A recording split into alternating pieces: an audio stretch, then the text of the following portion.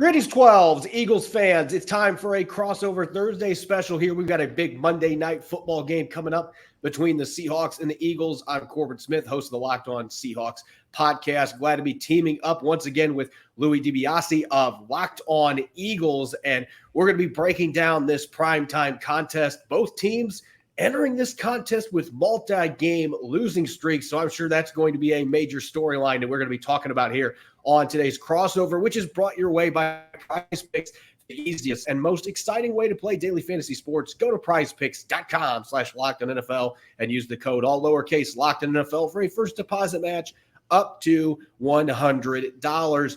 Louis, these two teams, we look at where they're at right now. The Seahawks are on the outside looking into the playoff race. It's been a really rough last month and a half for Pete Carroll's team. The Eagles, they are very much a playoff team, still 10-3, but they've lost 2 consecutive games. Both these teams now riding multi-game losing streaks. I don't think that we anticipated when this game was showing up on the schedule that both these teams are going to be in the position they are currently in heading into this game.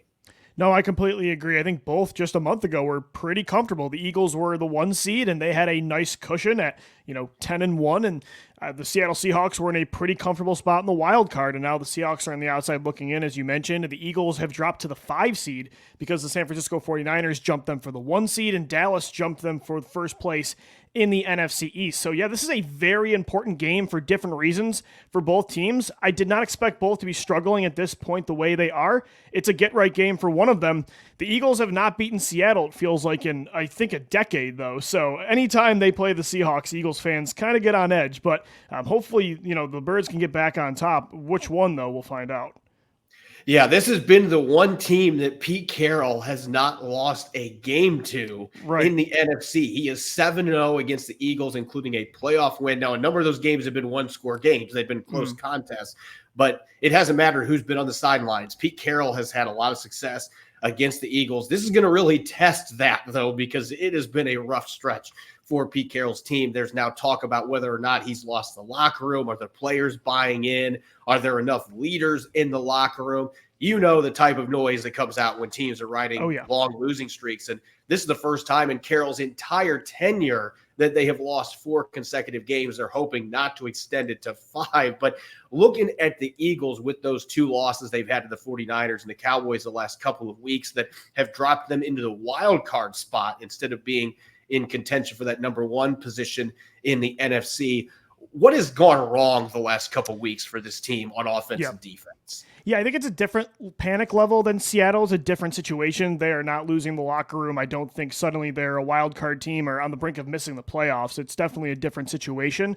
It was more of an eye-opener just in the sense that we thought the Eagles were the favorite in the NFC, right? They were 10-1. They had gone through a gauntlet of a schedule and kept getting wins against the Miami Dolphins, the Dallas Cowboys, the Kansas City Chiefs, the Buffalo Bills. But we all knew the 2 biggest tests to get through the NFC and get back to the Super Bowl were going to be San Francisco and Dallas. And to lose in the fashion they did, back-to-back blowouts against those teams, suddenly opened the Eagles' eyes, I think the fan base and maybe the media too, to say, they're still a Super Bowl contender, but these other teams might be better than them. I think, Corbin, those 2 teams exposed some real weaknesses the Eagles have from a personnel perspective, especially on the second and third level of the defense. Their linebacker talent is not good right now. Their corners have regressed. They've aged, especially James Bradbury. The safeties are not nearly as dynamic as they were in 2022. Right now, they're the worst team in the league on third down. In the red zone, they are not good. The defense, to me, is the biggest problem. I think the offense, they've had some ups and downs. I think it's more of a matter of coaching and just self-inflicted wounds like penalties and turnovers. But I think the Niners and the Cowboys really showed the NFL that you can throw on the Eagles, and that's been why they're losing games. It's not just that, again, the offensive mistakes, coaching. There's been a lot of reasons. I think they're also just tired right now from the schedule that they've had to go through, but I think the defense has been a big problem. It's been pretty similar in Seattle. The offense is underachieved too, but it feels like the defense, especially the last few games, they let the Dallas Cowboys just march up and down the field on them, especially late in the game, gave up big chunk plays. They had a difficult time getting off the field on third down. Same thing against San Francisco in both of their matchups they had against the 49ers the last couple of weeks. There were stretches where they were very competitive against the 49ers, but the problem was the explosive plays. And despite having a lot of talent in the secondary, they have not played up to that level in recent weeks. Jamal Adams is under more fire. Quandre Diggs is under fire right now. Devin Witherspoon got banged up last week, so the one constant that they've had this year in that secondary missed most of the game. They don't know if he's going to be available this week, and so there's been a lot of questions there. And then on offense, everybody wanted to look at Geno Smith and blame him, but it feels like there's been so much around him that has regressed that it's made it very difficult for him to play at the level he did last year. They haven't been able to run the ball. They're 28th in the league in rushing, despite having 2 second-round running backs that are very talented. The line has not been able to open things up. Shane Waldron gives up on the run game early in many games, doesn't stick with it. The receivers have been kind of up and down. The play calling has been a significant hurdle for this offense, for everybody involved. The offensive line's had injuries, and they've played fairly well considering the circumstances. But it's really been a disappointing season on that side of the football for a unit that I thought was going to be a top 5 offense this year. And everybody wants to point at Geno. Geno has really done the best that he can with some really difficult circumstances that have been put in his lap this season. He's also been banged up himself. He missed last week's game. We don't know his status for this week. And so that creates another storyline. Who's going to be under center for the Seahawks? And can they take advantage of the fact that this Eagles defense, as of late, has looked very vulnerable past their front line? And I think, Corbin, when you look at the Eagles offense, again, they've had a really good year. They've been top 10 in pretty much every statistical category. Jalen Hurts, just a few weeks ago, was an MVP favorite. I think where it's gone wrong at times early in the year, these last 2 games against Dallas and San Francisco, they've had some regression around their quarterback too, as you mentioned, like with Seattle and Geno Smith. I think the play calling has taken a huge step back from Shane Steichen last year, who now should probably be considered a Coach of the Year candidate over in Indianapolis. And then you look at the run game, not nearly as good as it has been over the last few years. They're a very pass-heavy team right now. And even in the passing game, it just feels like they're trying to go for broke way too often. It's like the vertical game or nothing. And I think Jalen Hurts has been, as a result, holding onto the football too long. This offense has failed at times to get into a rhythm because of the lack of a run game, because of the lack of targets outside of A.J. Brown and Devontae Smith, because Dallas Goedert was hurt for a while.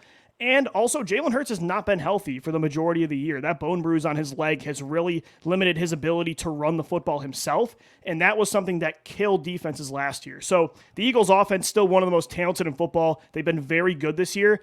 But again, these last few weeks have shown that they've been inconsistent at times for different reasons. So we'll see if they can bounce back against the Seahawks defense that, as you mentioned, has given up quite a good amount of yardage over the last few months.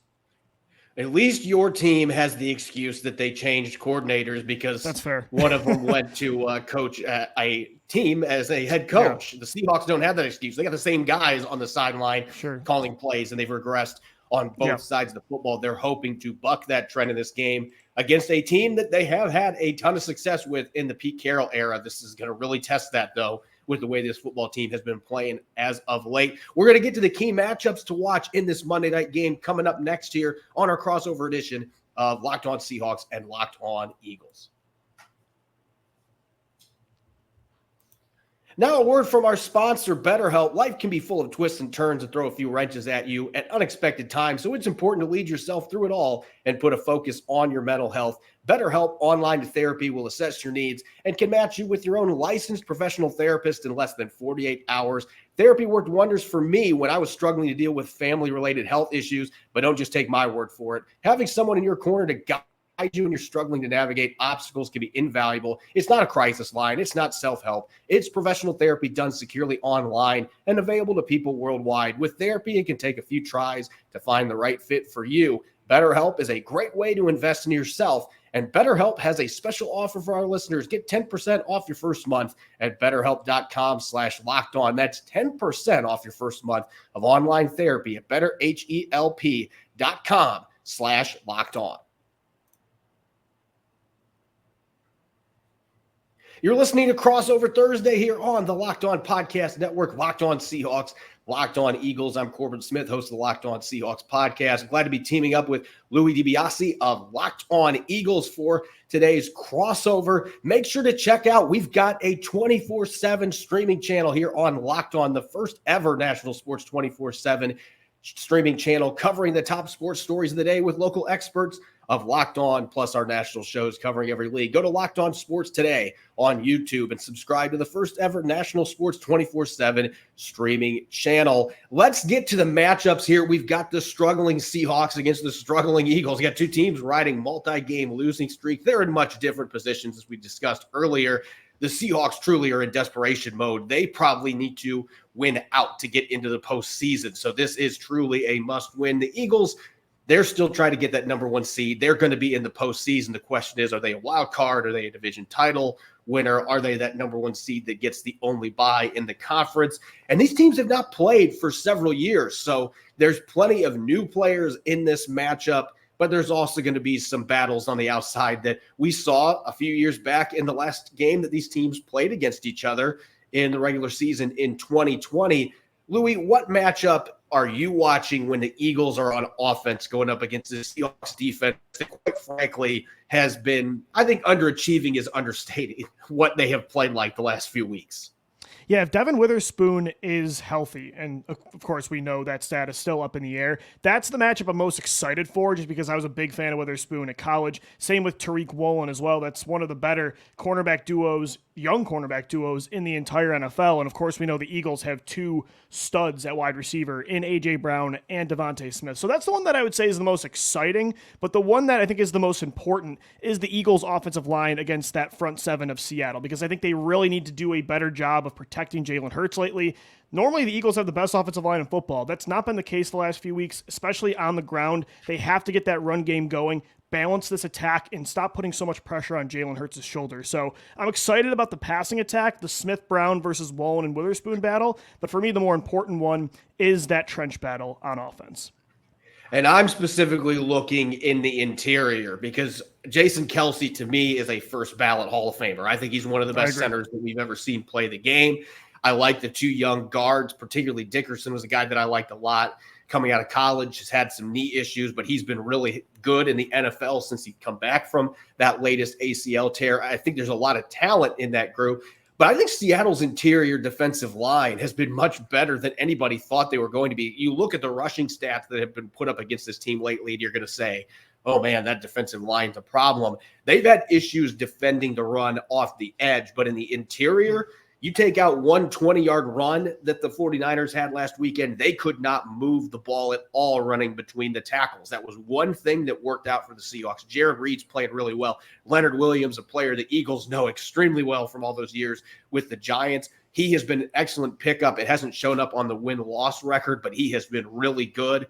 Those two guys, Draymond Jones, Mario Edwards, this is an experienced interior defensive line, but they're going to get tested. This is one of the better offensive line groups in football. I know the Eagles are not playing at their best right now, but this is a game they're going to be looking to get right. The Seahawks interior defensive line is going to need to be able to hold up against the run. And if you can get some interior pressure on Jalen Hurts, you mentioned the bone bruise.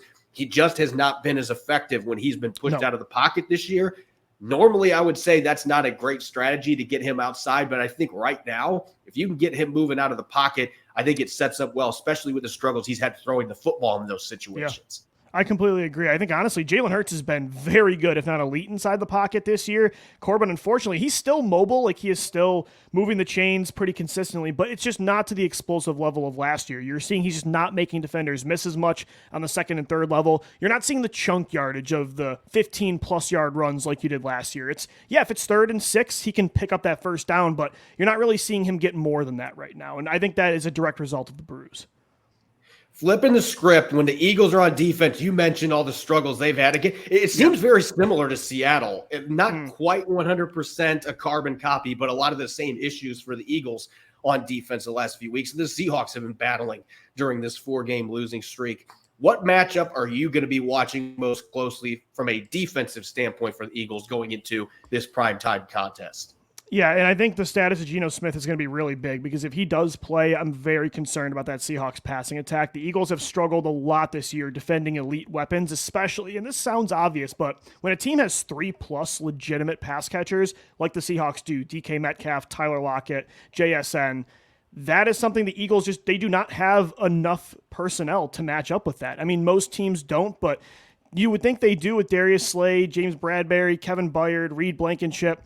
But James Bradbury has taken a huge step back this year. Their elite slot corner, Avonte Maddox, he's out for the year. Their safeties have been okay, good, not great. Slay is still good, but he's not the all-pro of the last few years.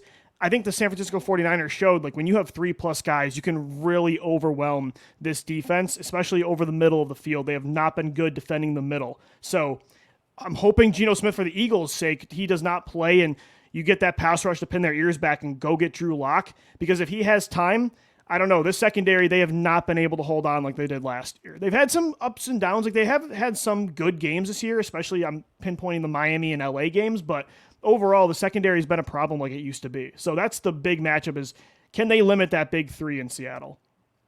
And unfortunately, the Seahawks have not been consistent with that big three that they have. Sure. And again, yeah. I point a lot of it to the play calling. The offensive line has limited that to an extent too, but they've not been able to take advantage. That being said, Metcalf has been playing much better as of late. He's had 3 games in the last 4 where he's been above 85 yards. He's scored a bunch of touchdowns, had 3 touchdowns a couple weeks ago in Dallas in that game alone. So he's been coming to life. JSN has shown some flashes. Lockett just had one of his best games.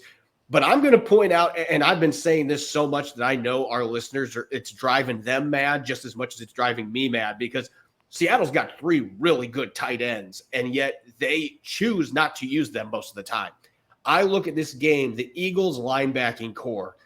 There is no reason that the Seahawks should not be prioritizing attacking those linebackers with their tight ends and get the running backs involved. Run some Texas routes, do some stuff to attack those linebackers, because that, to me, from the games I've watched this Eagles team play as of late, especially, that has been their biggest Achilles heel. If you can pass the football in the middle of the field 100%. And really force those linebackers to cover, the Seahawks have the athletes at tight end and running back to cause some real problems. And if the Eagles have to start trying to pin their priorities on trying to stop the tight ends or the running backs from eating them up, and then that opens everything up for Metcalf, Lockett, and JSN, it seems like it'd be a pretty easy game plan. But this Seahawks offense, for whatever reason, they seem to want to avoid the tight ends most of the time. I'm hoping that changes on Monday night with the opponent they're playing. This is a big opportunity for them to take advantage of. But most of this year, when they've had matchups like this, they've avoided it like the plague. And so I'm not overly optimistic that they're going to actually throw the ball to their tight ends. Yeah, that's why I think for the Eagles pass rush, it's so important for this elite unit to get back to what they were doing a few weeks ago. Because, again, if you give, whether it's Geno Smith or Drew Lock, time, again, I just don't know how well the second and third level can hang on. So the Eagles, when they've had good games on defense, is because Hassan Riddick, Josh Sweat, Fletcher Cox, Jalen Carter, they are getting to the quarterback. And they have one of the deepest, if not the deepest, defensive line in football. So I think that's probably the key, is just get to one of those quarterbacks so they can't attack those weaknesses the Eagles have. Real quick, who is your wild card to watch going into this game? Maybe an under-radar player that you think has a chance to have a big game on Monday night. That's a really good question. To me, I'm looking at, on the offensive side of the football, they've got to get it right at running back. And I'm looking at, honestly, Kenneth Gainwell over DeAndre Swift, because I think he's been more involved in the passing game lately. The Eagles are going to put an emphasis on being balanced on offense. Maybe from like a fantasy or like a betting perspective, I would say Kenneth Gainwell, that backfield. So I would say Swift and Gainwell, a get-right game for those guys. They're not really talked about a whole lot because Hurts and the passing weapons are so elite and they're such big names, they don't get talked about as much. I think those Eagles running backs are the wild cards in this one. I'm going to go with Trey Brown, who I expect is going to be back in the lineup this week. He missed last week's game. Mike Jackson started for him. Mike Jackson's actually played pretty well the couple starts he's had this year. He started every game a year ago, so they've got good depth at that quarterback spot. But Trey Brown's got that feistiness, the aggressiveness, the athleticism that I actually would be really excited to see him go up against the Eagles' standout receivers. I think he's a better matchup in this particular game because the one detriment to Mike Jackson's game is his lack of burst. He's not the fastest guy. Trey Brown is a more explosive athlete. I think they're going to need that in this game. He's shown some ball skills this year. Getting him back in the lineup, he's a good tackler against the run, which has really been hurting for them when he's not been out there. So he is my wild card to watch. Coming up next, we're going to get to our keys to victory for both teams. And we'll have some predictions against the spread. Don't go away. You're listening to Crossover Thursday here on the Locked On Podcast Network. As the weather gets colder, the NFL offers stay hot on FanDuel entering week 15 of the season. I can't believe I'm saying that. Make sure to check out the incredible offers from FanDuel, America's #1 sportsbook. Right now, new customers get $150 in bonus bets with any winning $5 moneyline bet. That's $150. If you've been thinking about joining FanDuel, this is the perfect time to get in on the action. The app is so easy to use, and they've got a wide range of betting options. You've got spreads. The Seahawks only a 3.5-point underdog at home against the Eagles. That's somewhat surprising. Player props, Geno Smith's total passing yards or touchdown this weekend, for example, over-unders, and more. So visit FanDuel.com/lockedon and enjoy the NFL season with an offer you won't want to miss. FanDuel, official partner of the NFL. It's Crossover Thursday here on the Locked On Podcast Network. I'm Corbin Smith of Locked On Seahawks. Glad to be joining with Louis DiBiase of Locked On Eagles here for our Thursday episode. And we got a big game coming up on Monday night. I have to keep catching myself because I keep thinking it's Sunday afternoon, but this was the first game ever to be flexed from Sunday to Monday night. So we get primetime action at Lumen Field, and both these teams coming in as wounded birds, losing at least 2 games in a row. The Seahawks have lost 4 straight, the most in the Pete Carroll era. They're going to be looking to right the ship at home in front of the loud 12s. Obviously, that environment, even with the Seahawks struggling the way they have, it is never easy to win in Seattle. The Eagles are going to have to deal with the crowd noise and the fact that the Seahawks are playing with great desperation, or they should be at least playing with great desperation in this game. From an Eagles standpoint, what do they need to win? They're still the favorites to win this contest, but what do they need to do on offense and defense to ensure that they keep the Seahawks' miseries going for another week?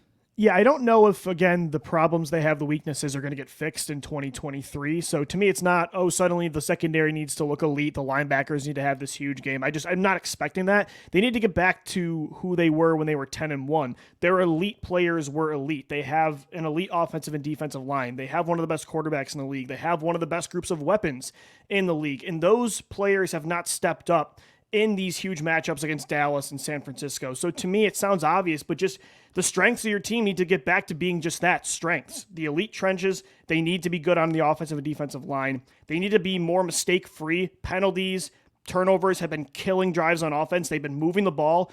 Honestly, even the last 2 games, they have moved the ball, but they are not scoring touchdowns because of penalties and turnovers. They need to be mistake-free, balanced on offense. They just got to get back to who they were. I think, Corbin, some people are underrating I think the toll the schedule took on them. Again, they're playing 5-6 really close games against elite teams on short schedules, and I think they were injured too a lot, so they just got to get back to who they were. And again, that's not going to be a quick fix for the problems they have, but I think they still have a lot of strengths that can make them a Super Bowl contender. Yeah, there's another way that these two teams have mirrored each other. The Seahawks have not had quite the gauntlet that the Eagles have gone through, but think about this. They played the 49ers twice in 3 weeks, and that was sandwiched around a road game on Thursday night against the Cowboys. They had back-to-back Thursday night games. They played one of those 49ers matchups on Thanksgiving, and now they get the Eagles on Monday Night Football. So both these teams have had really difficult schedules, and at least the Eagles have won a few of those games. The Seahawks have yet to show that they can beat these really good teams. They had the Cowboys on the ropes. Last week they had the 49ers on the ropes early, and they just couldn't quite make enough plays on offense and defense. And so this is going to be the big key for me on both sides of the ball. And I've been talking about this all week. You need your stars, the ones that are making the big bucks, they need to play like stars. And Exactly. DK Metcalf has had a few games recently where he has done that, but his season's been very up and down. Tyler Lockett's season's been very up and down. Geno Smith, if he's back in the lineup, he's had a couple fantastic games as of late, but his season's been very inconsistent. Can you get the Geno Smith you had against the Dallas Cowboys? Because if you can, you got a really good chance to win this game. And even more so on defense, Jamal Adams, he hasn't even looked like an average starter. You need Jamal Adams to play to his talent level. Quandre Diggs has been kind of quiet by his standards. Draymond Jones, you pay all that money, and he's had a few sacks, but it's been largely a disappointing first season. They need their stars to step up and play like stars in this game. They haven't done that in the big games. Dallas was a little different. Their stars played a little better on offense, but they need their studs to play like studs in this game. If they don't, the Eagles have the talent advantage in this game. And I think they have better depth in a lot of positions. It's going to make it really difficult. And as for the defensive side of the ball, you mentioned those turnovers that the Eagles have had issues with. If there's one thing that has been able to salvage things for this defense for the Seahawks, they have been able to, at times, create turnovers in bunches. Can you get Jalen Hurts sped up a little bit, not moving quite as well as normal, not as accurate as he was last year, especially outside the pocket? Can you flush him out of the pocket and force him into some difficult throws and create some turnovers? You've got a big athletic secondary that matches up well with the receivers the Eagles have. Can you force the quarterback into some bad throws? And I think if they're able to do that, and they're able to at least keep the run game at bay, don't let those explosive runs sneak out of there, then I think they do have a really good chance to hang in this game, just as they did against the Dallas Cowboys. And for a good portion of this last game against the 49ers, it just boils down to playing 4 quarters and eliminating the explosives they've been giving up. That's easier said than done, especially against a team that has the talent of the Eagles. But I don't know about you, Louie. This is a weird matchup in a sense that you would think from a record standpoint and the way the Seahawks have played for the last month and a half.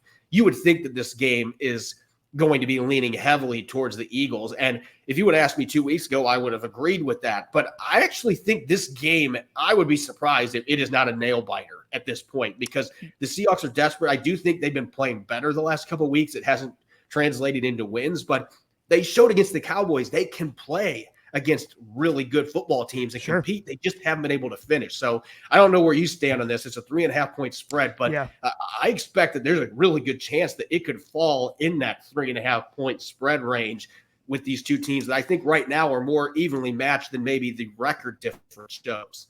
Yeah, I mean, I would probably still, I agree. If it's a 1 or 2 score game, I wouldn't be surprised at all. When it comes to like actual points, the difference there, I might still take the Eagles to cover at -3.5. But one thing I'll take the over on, Corbin, at FanDuel, 47.5 is the over under. I kind of like the over right now. I think this might be a high, depending on if Geno Smith plays. I think that's a big part of this, and Devin Witherspoon, but I might take the over there. Yeah, I would tend to agree with you.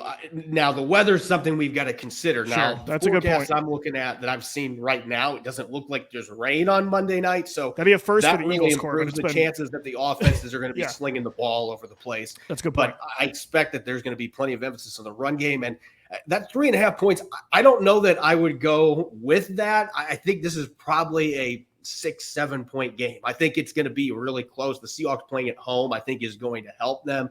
The Eagles have had some issues that have shown up the last couple of weeks.